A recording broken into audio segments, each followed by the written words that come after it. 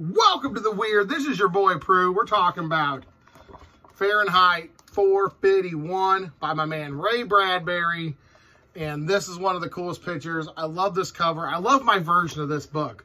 I have another version of this book, but I don't love it near as much. I don't know why. It's the white, the red, this art. I don't know what this seal is, and it's awesome. And this is a really short book. It's 150 pages, but this is book, I want to say it's 16 or 17 this year. I have a list. I'll check it to confirm. But this is like book 17 this year. This is a reread for me, and I thought, after reading Hunger Games, should I go a little bit more political? And I read 1984. Or, that's backwards. I read, you get it. But then I thought, well, you know what? You knocked out Hunger Games. And that was honestly inspired by Lady Gaga's outfit at the inauguration for Joe Biden. She wore a Hunger Games outfit. I swear to God, that's the first thing I thought of. You look up Lady Gaga's outfit, I thought Hunger Games.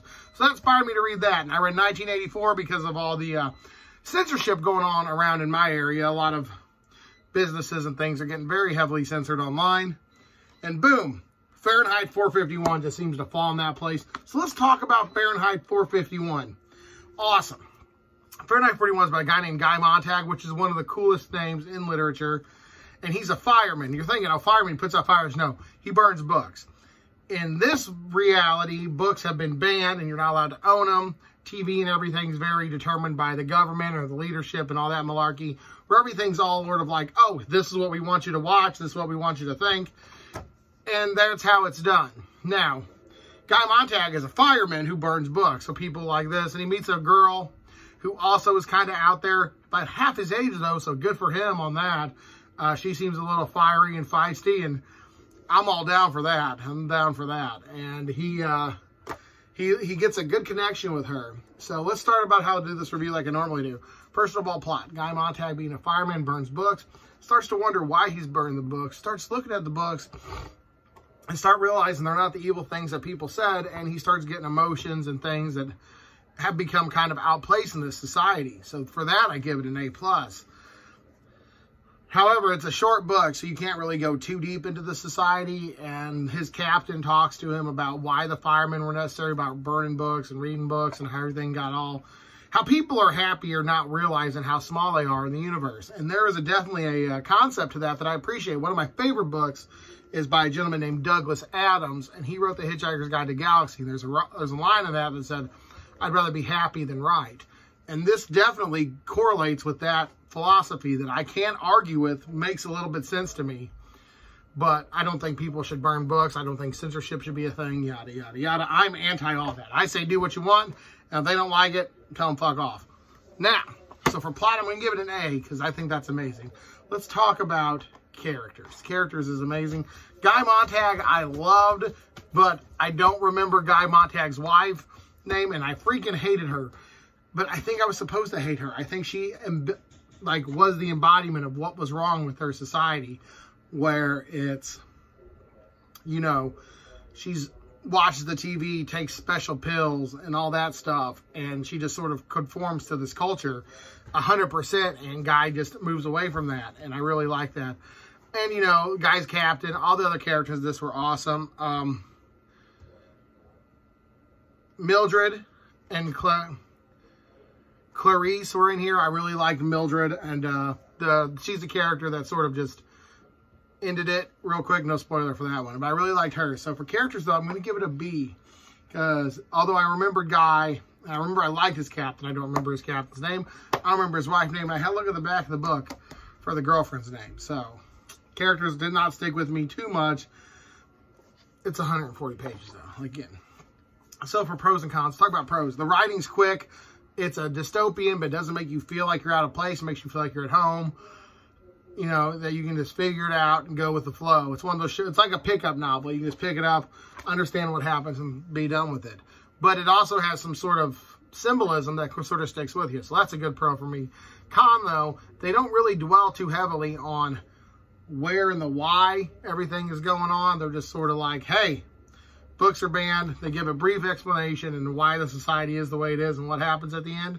But they don't go into details about it. And that kind of irks me, because I think if you extended this another 20, 30 pages, it gave me more details about the society, this would be a lot better. However, it's won like 1 billion awards, one of the best books on censorship ever, so I can't really argue that it didn't do the job. But now the final part, and honestly, the only real part that matters, the journey. How much did I love this book? How great was reading this novel? This novel was great. I finished this in a setting. It's 140 pages. I read that in about an hour. Now, keep in mind, though, I say I read that. The font's big, not a whole lot of words on each page.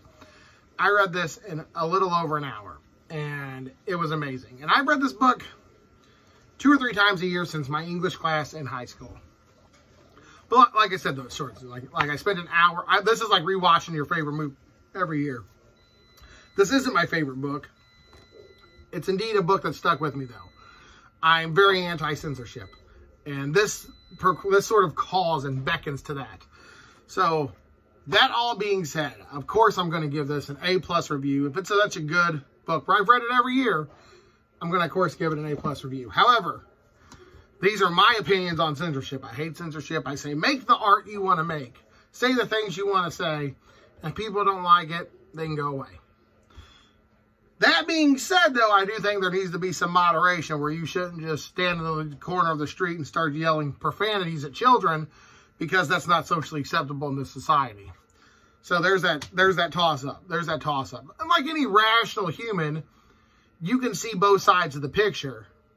Where any full-out non-censorship would be crazy, but full-blown censorship is nuts. It's like that movie Demolition Man. But there's that middle ground. And then some people lean one way, some people lean on the other. And normal people can have a conversation about it. And I hope we can in the comments. Let's not go crazy. Let's not make this all political. I'm not a big fan of censorship. I have tattoos. I have all kinds of weird art. I love Louis Rieu's artwork. I love Stephen King's books, and some of that stuff is very, very not appropriate. So, there you go. But this has been your boy Prue, guys, and thanks for letting me rant on for 7.5 minutes talking to you. I'm glad to see you. Thanks for stopping by, and remember, stay creepy. And I promise, once I get my shelves organized, I will show you a new game room, nerd room tour. Also, we're going to name my nerd room in the chat. We're going to give it a name. I call it the Nerdery. But my lovely wife, she made me a video game shelf. She made me a reading corner, a writing desk. I can finish my novel. That's fantastic. And honestly, it's been a pleasure to make this video. Thanks for letting me rant. Stay creepy. And that was my elbow popping. I don't know if you heard it, but I'm old and tired. And that was my elbow popping. Also, I like to wear the skeleton shirt because I think it makes me look skin because I'm all thin and bones.